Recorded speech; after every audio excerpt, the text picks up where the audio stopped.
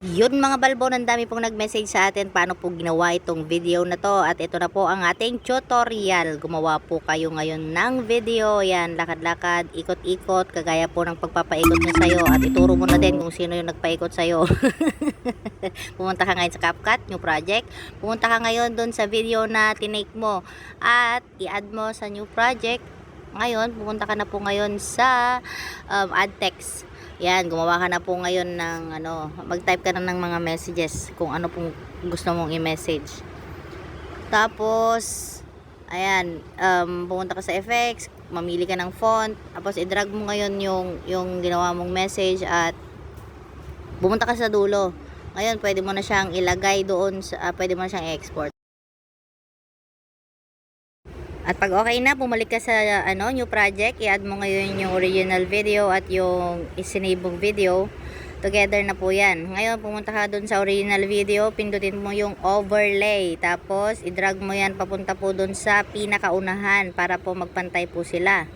Tapos, pumunta ka po ngayon sa copy para maging dalawa yan. Tapos, i-drag mo ulit papunta sa pangatlong layer. Tapos, pumunta ka sa pangalawang layer. Click mo ngayon yung cut out. Tapos, remove background. Tapos, hintayin mo lang po na mag 100% yan. Tapos, pwede mo na po pindutin yung check. So, maano na yan, ma-remove na yung background natin. Tapos, pag okay na yan, nakaabot mo na yung 100%. Tapos, click the check. Tapos, pumunta ka na ngayon doon sa pangatlong layer. Tatanapin mo ngayon yung mask. At pumunta ka sa horizontal. Ayan. At i-click na po natin yung keyframe, yung diamond po dyan, kung saan po tayo magi-start. Tapos, ayan, lakad-lakad. Sundan po natin. I-click po natin yung kulay dilaw dyan. Kung sundan na natin si balbon para po lumabas po ang katotohanan. Yes. At keyframe po ulit. Automatic na po yan. Kung basta nilipat nyo yung nilipat nyo yung keyframe, yung keyframe, ano ba yan?